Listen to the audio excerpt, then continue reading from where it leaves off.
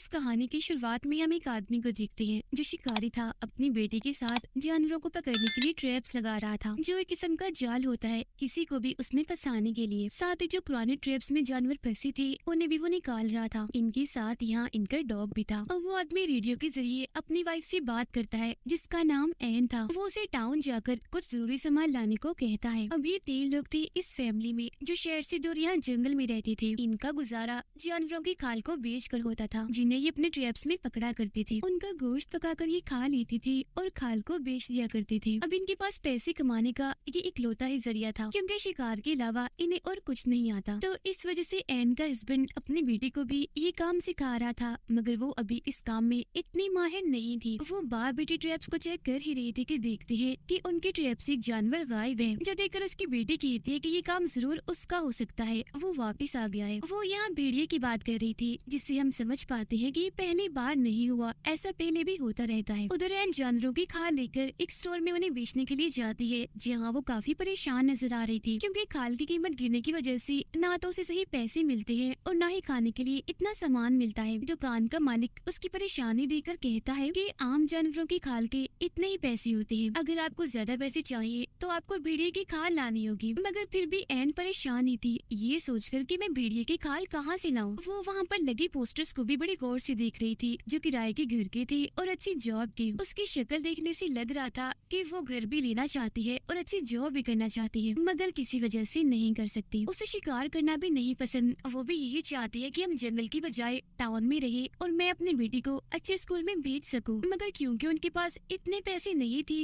इसीलिए वो घर वापस आ जाती है। घर पर एन का हस्बैंड अपनी बेटी को खाल निकालना सिखा रहा था जबकि एन सबके लिए खाना बना रही थी। रात को खाने के वक्त भी सबका ही मूड खराब था क्योंकि पैसे ना होने की वजह से खाने को ठीक से कुछ था ही नहीं। और जब एन की बेटी ये बताती है कि हमारा शिकार किया जानवर भेड़िया ले गया, तो ये सुनकर एन को अपने हस्बैंड पर काफी गुस्सा आने लगता है क्योंकि उसने एन को ये बात नहीं बताई थी। वो अपने हस्बैंड को कहती है कि इस भेड़िए का कुछ करे वरना हम भूखे मर जाएंगे। फिर अपनी बेटी को अंदर भेजकर एन दोबारा से अपने हस्बैंड से बहस करने लगती है। उसका हस्बैंड कहता है कि भेड़िए लड़कियों को शौक से खाना पसंद करते हैं, तो जरूर वो तो या किसी लड़की को देखकर या फिर किसी जानवर को देखकर आया होगा। मगर एन कहती है कि मेरे हिसाब से वो हम लोगों हमारी फैमिली की वजह से यहाँ आया है। उसे पता है यहाँ फंसा फसाया शिकार मिल जाएगा और मेहनत भी नहीं करनी पड़ेगी। आगे वो कहती है कि मैं पुलिस स्टेशन जाकर उसकी रिपोर्ट करना चाहती हूँ, मगर उसका हस्बैंड मना कर देता है, ये कहती हुए कि नहीं तुम फिक्र मत करो, कल सुबह मैं खुद ही उसे पकड़ लूंगा। मगर ये सिर्फ इकलौती टेंशन नहीं थी। एन उसे वही एड का पोस्टर दिखाते हुए कहती है कि ऐसे कब तक गुजारा चलेगा, मैं ऐसा करती हूँ किसी अच्छी सी जगह पर जॉब करके पैसे कमा लेती हूँ, फिर हमारा अच्छा गुजारा हो जाएगा। मगर उसका हस्बैंड मना कर देता है, ये कहते हुए कि शिकार के अलावा हम कुछ नहीं कर सकते और हमें आता भी कुछ नहीं है। इसके बाद ये दोनों बाहर आ जाते हैं, जहाँ भी एन अपने हस्बैंड को समझाने लगती है कि देखो आप अपनी बेटी के लिए कुछ नहीं सोच रहे, ये जिंदगी आपने चुनी है, आपकी वजह से मैंने चुनी है, मगर हमारी बेटी को कोई चॉइस नहीं मिली जिसे वो चुनती। वो जो करना चाहती है उसे करने दीजिए। उसे इस वक्त पढ़ाई की टेंशन होनी चाहिए, न कि जानवरों की भेड़िए की। और यहाँ जंगल में कौन इंसान रहते हैं, ये कोई समझदारी तो नहीं। मगर लाख समझाने के बाद भी उसके हस्बैंड को समझ नहीं आती। वो कहता है कि हम रहते हैं ना इधर, ऐसे ही हमारी आगे आने वाली नस्ल भी रहेगी, मतलब कुछ भी हो जाए उनका ये जंगल नहीं छूटेगा। फिर अगली सुबह जब वो भेड़िए के शिकार पर जा रहा था तो अपनी बेटी की जिद करने पर वो उसे भी साथ ले जाता है, जो बात एन को जरा भी पसंद नहीं आती, जिस वजह से वो अपने हस्बैंड से रेडियो के जरिए बात करती है। वो कहता है कि जैसे मुझे भेड़िए की होने का एहसास हुआ, शिकार की नौबत आई तो मैं इसे वापस भेज दूंगा। जब वो जल्द आ भी जाती है क्योंकि उसे भेड़िए के पैरों के निशान दिख गए थे, वो समझ गया था कि जरूर वो आस पास ही है, इसलिए सारी बात समझाकर वो अपनी बेटी को वापस भेज देता है। साथ ही ये भी कहता है कि खुद में रात तक आऊंगा, जिसके बाद उसकी बेटी वापस आने लगती है। हालांकि उसके डैड ने कहा था कि डरना नहीं, घबराना नहीं, मगर जंगल से इतनी खतरनाक आवाजें आ रही थी कि उसकी हालत खराब हो जाती है। उधर एन का भी यही हाल था। नदी से पानी लाते हुए जब वो वापस आ रही थी तो उसे ऐसा लग रहा था जैसे कोई मेरा पीछा कर रहा है, इसलिए वो भी घबराई हुई थी। और बिल्कुल ऐसा ही उसकी बेटी के साथ भी हो रहा था। जिसके बाद एन तो जैसे तैसे घर आ जाती है, मगर उसकी बेटी नहीं आ पाती। वो वहीं पर डर कर बैठ जाती है। एन के हस्बैंड को भी भेड़िया दिख जाता है, इसीलिए वो फौरन उस पर गोली चला देता है, मगर देखने से लग नहीं रहा था कि वो मर गया होगा। गोली की आवाज उसकी बेटी ने भी सुन ली थी,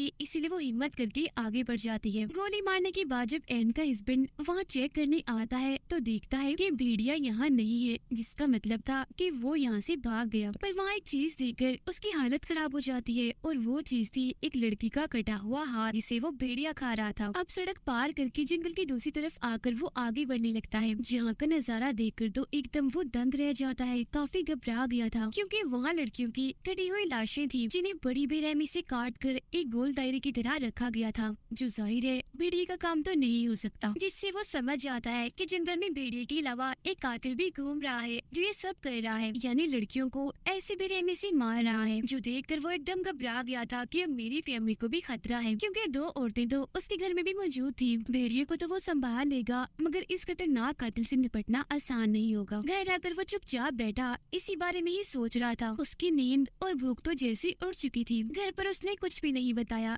ताकि उसकी फैमिली डर न जाए, और अब वो खुद ही कुछ करेगा अपनी फैमिली की हिफाजत करने के लिए। अगले दिन जब इनकी आँख खुलती है तो उसका हस्बैंड गायब था, क्योंकि वो दोबारा उसी जगह पर पहुंच गया था जहां उसने लड़कियों की लाशें देखी थी। उसने दरअसल एन को बता दिया होता है कि भेड़िए को ढूंढने के लिए अगर मुझे पूरी रात भी रुकना पड़े तो मैं रुकूंगा, तो मेरी फिक्र मत करना। पर असल में ये भेड़िए को नहीं बल्कि ढूंढ रहा था कातिल को। एन और उसकी बेटी जब नदी किनारे थी तो उसकी बेटी देखती है कि यहाँ मेरा डॉग नहीं है, इसीलिए उसे ढूंढने चली जाती है। मगर तभी उसके सामने वही भेड़िया आ जाता है जो इनकी तरफ बढ़ने लगता है। उसे देखकर एन जोर से चिल्लाने लगती है, क्योंकि उसके दिमाग में सबसे पहले यही आइडिया आया था, और उसका ये आइडिया कामयाब भी रहता है क्योंकि भेड़िया वहाँ से भाग गया था। और अब ये दोनों माँ बेटी बगैर टाइम ज़ाया किए फौरन अपने घर आ जाती हैं। पर क्योंकि उनका डॉग तो बाहर ही रह गया था, इसलिए एन गन लेकर उसे ढूंढने चाहती है। जहाँ उसे डॉग मिल तो जाता है मगर मरा हुआ, क्योंकि भेड़िए ने उसका भी काम तमाम कर दिया था, जिसकी मौत से एन को काफी दुख होता है। वो वापस आकर अपनी बेटी से झूठ बोल देती है कि अभी तो डॉग नहीं मिला, जब तुम्हारे डैड आ जाएंगे तो हम उसे ढूंढ लाएंगे। डॉग की मौत के बारे में उसने अपनी बेटी को इसलिए नहीं बताया होता ताकि वो डरे ना, उसे अपनी जिंदगी खतरे में ना लगे। तो अब यहाँ हमें बता दिया गया है कि इस मूवी का नाम हंटर क्यों है, क्योंकि दरअसल ये हंटर यानी शिकारी फैमिली दो हंटर्स के बीच फंस गई है, जिन दोनों से ही इन्हें अपनी जान का खतरा है। एक तो है भेड़िया और दूसरा है वो कातिल। फिर अब ऐसी ही सुबह हो जाती है, मगर एन का हस्बैंड ना खुद वापस आया और ना ही उसका कोई फोन आया। दोनों माँ बेटी फिर अपने ट्रैप्स को चेक करने जाती है, जहाँ आज भी इनका एक शिकार गायब था। वहाँ एन को एक अंगूठी मिल गई थी, जो देख एकदम वो कांप जाती है, क्योंकि जरूर ये उस लड़की की होगी जिसे भेड़िए ने खाया है। इसीलिए वो सीधा चली जाती है पुलिस स्टेशन भेड़िए के खिलाफ रिपोर्ट करने, ताकि उसे पकड़ा जाए। उधर पुलिस ऑफिसर्स के बॉस एक भालू की लाश को लेकर जो पुलिस स्टेशन वापस आ रहे थे, तो उन्हें रास्ते में एक खाली गाड़ी दिखती है, जिसे पहले तो वो गौर से देखते हैं, मगर उस पर ज्यादा ध्यान ना देते हुए वो पुलिस स्टेशन में आ जाते हैं, जहाँ एन पहले से ही मौजूद थी। एन उन्हें सारी बात बता देती है, जिस पर वो कहती है कि कुछ नहीं हो सकता, क्योंकि आपका एरिया हमारे अंडर नहीं आता। साथ ही हम भेड़िए को भी नहीं पकड़ सकते, क्योंकि उसकी कोई गलती है ही नहीं। वो कोई इंसान थोड़ी है, वो जानवर है, उसे कोई समझ नहीं है। वो तो वही कर रहा है जो उसकी आदत है, जो वो हमेशा से ही करता आया है। जंगल में आप रहते हैं, शिकार आप करते हैं, तो 100% गलती आपकी है, न कि भेड़िए की। तो अगर कार्रवाई होगी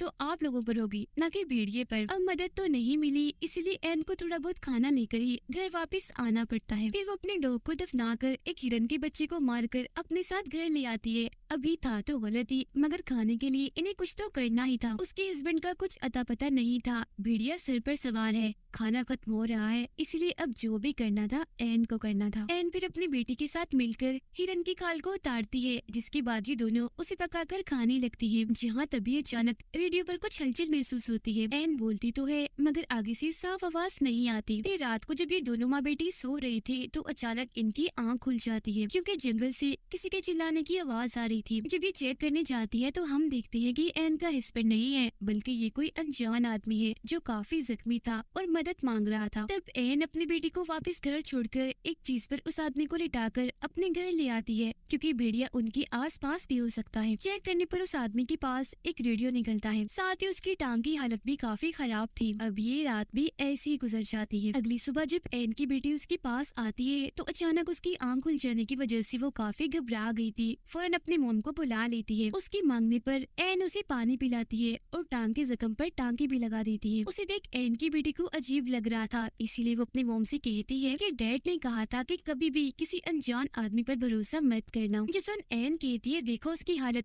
वो कितना जख्मी है, और अगर तुम्हारे डैड इधर होते तो वो भी इसकी मदद जरूर करते। उधर बॉस दोबारा से जब पुलिस स्टेशन आ रहा था, तो उसे वो गाड़ी फिर से वहीं खड़ी हुई दिखती है, जिससे वो समझ गया था कहा कि पिछले 2 दिन से ये गाड़ी इधर ही खड़ी है। वो अपनी गाड़ी से उतरकर आसपास देखने लगता है, पर जब उसे कोई भी दिखाई नहीं देता तो उस गाड़ी का नंबर ही नोट कर लेता है। वो अनजान आदमी जागता है तो अपना नाम बताता है कि मेरा नाम लू है। एन उससे पूछती है कि इस जंगल में ज्यादा लोग नहीं आते तो तुम इधर क्या कर रहे थे, जिस पर लू बताता है कि यही तो मेरी खासियत है। असल में मैं इस जंगल की तस्वीरें लेने आया था, मगर रास्ते में ही मेरी गाड़ी खराब हो गई तो मैं पैदल ही जंगल में आगे बढ़ गया, जहाँ अचानक मुझ पर किसी ने हमला कर दिया, जो शायद भेड़िया हो सकता है क्योंकि मैंने उसे देखा नहीं, और वो गाड़ी जो इतने दिनों से खड़ी है वो मेरी ही है। अब उसकी हालत इतनी खराब थी कि उसे हॉस्पिटल ले जाने की जरूरत थी, मगर भेड़िए की होते ये नहीं जा सकती क्योंकि अगर भेड़िया वहाँ हुआ तो ये भाग नहीं पाएंगे। खैर फिर भी एन अपनी बेटी की मदद से उसे गाड़ी तक ले जाने की कोशिश करती है, मगर रास्ते में लो दर्द से चिल्लाने लगता है, इसीलिए उन्हें दोबारा से घर वापस आना पड़ता है। दोनों माँ बेटी ने अब जहर लगी गोश्त के टुकड़े वहाँ फेंक दिए थी, साथ ही ट्रैप लगाकर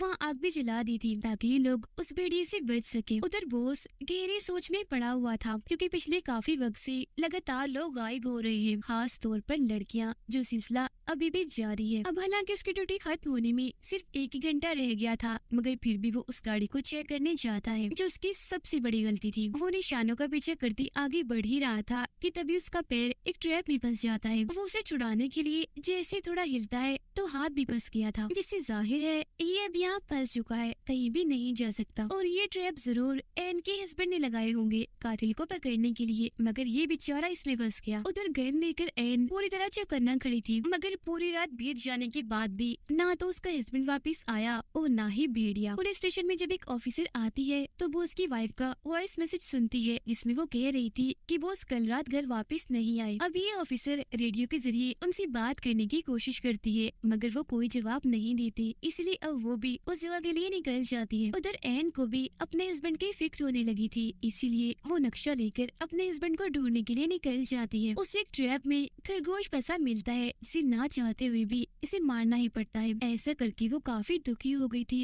क्योंकि ये इसका काम नहीं था। अब तभी रेडियो में हलचल होने लगती है, इसीलिए वो दोबारा से आगे बढ़ने लगती है। जहाँ जाकर तो उसके होश ही उड़ जाते हैं क्योंकि वहाँ पड़ी थी उसके हस्बैंड की लाश। उसे ऐसी मरा हुआ देखकर वो काफी टूट जाती है और फूट फूट कर रोने लगती है, और अब जाकर उसे सारी बात समझ आती है। उसके हस्बैंड को भेड़िए ने नहीं बल्कि मारा है लू ने, क्योंकि वही वो कातिल है जिसने बाकी लड़कियों को भी मारा था। एन के हस्बैंड ने उसे पकड़ लिया था, मगर लू उसे मारकर भाग गया, पर फिर भी उसके हस्बैंड ने लू को काफी जख्मी कर दिया था, मगर एन ने दोबारा उसे अपने घर में लाकर उसकी जान बचा ली। अब ये चीज एन के लिए किसी सदमे से कम नहीं थी क्योंकि वो उस आदमी की सेवा कर रही थी जो उसके हस्बैंड का कातिल है, जिस बात से अब तक वो अनजान थी। अब ये एहसास होते ही वो गन लेकर जल्दी से घर की तरफ निकल पड़ती है क्योंकि इसने एक और गलती कर दी थी, ये अपनी बेटी को लू के साथ अकेली छोड़ आई। उधर ऑफिसर भी उस जगह आकर वो उसको ढूंढने लगती है। वो उसको जब ऐसा महसूस होता है कि कोई यहाँ पर है तो वो अपने गन से 2-3 गोलियां चलाता है, जिससे बहुत जल्द ऑफिसर उसे ढूंढ लेती है और उसे ऐसी ट्रैप में फंसा हुआ देखकर फौरन यहाँ मदद बुला लेती है। एन बड़ी ध्यान से घर के अंदर जाती है, देखती है कि उसकी बेटी बिल्कुल ठीक है और बड़े आराम से सो रही है, मगर यहाँ वो कातिल नहीं था